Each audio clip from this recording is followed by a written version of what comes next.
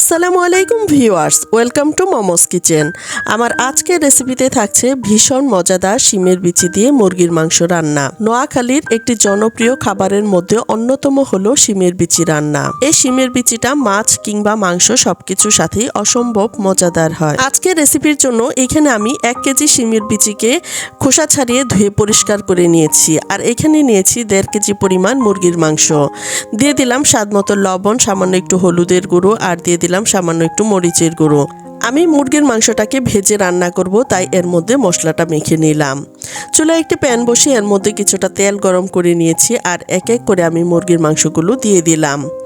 মাংসের এক পাশ ভাজা হয়ে গেছে, এখন আমি মাংসগুলোকে উল্টিয়ে দিচ্ছি।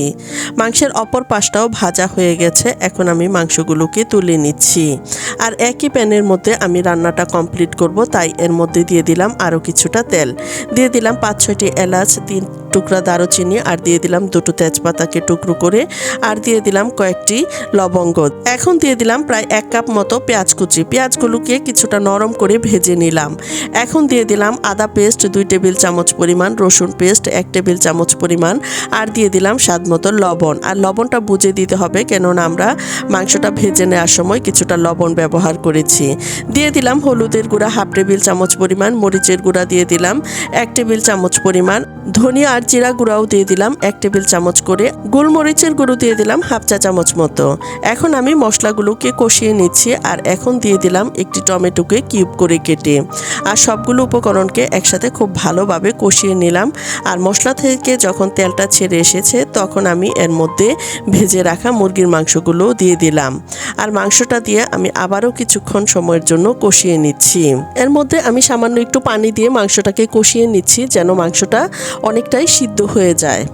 মাংসটা একদম ভাজা ভাজা হয়ে গেছে। এখন আমি এর মধ্যে দিয়ে দিচ্ছি আগে থেকে ধুয়ে পরিষ্কার করে রাখা শিমের বিচিগুলো দিয়ে আমি আবারও খুব ভালোভাবে মাংসের সাথে কষিয়ে নিচ্ছি। আর এই শীতকালে কিন্তু শিমের বিচিটা বাজারে অ্যাভেলেবেল পাওয়া যাচ্ছে, তাই আমরা কিন্তু এই সময়ে শিমের বিচিটা তৃপ্তি করে খেতে পারি। আর এরই মধ্যে শিমের বিচিগুলো কষানো হয়ে গেছে। আর এর মধ্যে আমি এখন দিয়ে দিচ্ছি ঝোলের পানিটা দিয়ে এখন আমি নেড়েচেড়ে মিশিয়ে নিচ্ছি। আর ঢাকনা দিয়ে ঢেকে চুলার আঁচ মিডিয়াম করে আবারও কিছুক্ষণ রান্না করে নিচ্ছি। 10-15 মিনিট সময়ের মতো রান্না করে নিলাম। এখন আমি এর মধ্যে দিয়ে দিচ্ছি 1 চা চামচ পরিমাণ ভাজা জিরার গুঁড়া, দিয়ে দিলাম 1 চা চামচ পরিমাণ গরম মশলার গুঁড়া, আর দিয়ে দিলাম 4-5টি কাঁচামরিচ। আর শিমের বিচিটা সিদ্ধ হতে কিন্তু খুব বেশি সময় লাগে না। আবারও ঢাকনা দিয়ে ঢেকে রান্না করে নিলাম 4-5 মিনিট সময়ের মতো। আর এরই মধ্যে শিমের বিচিটা খুব ভালোভাবে সিদ্ধ হয়ে গেছে। দেখুন, বিচিগুলো ভেঙে যায়নি আর খুব ভালোভাবে সিদ্ধ হয়েছে।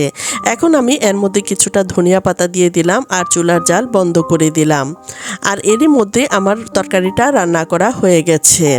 আর এই তরকারিটা খেতে কিন্তু অসম্ভব মজাদার হয়েছে।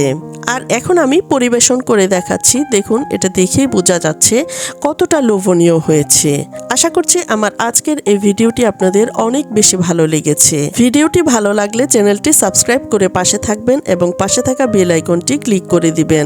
আবারও দেখা হবে নতুন কোনো ভিডিওতে। সেই পর্যন্ত সবাই ভালো থাকুন, সুস্থ থাকুন। আজ এ পর্যন্তই। আল্লাহ হাফেজ।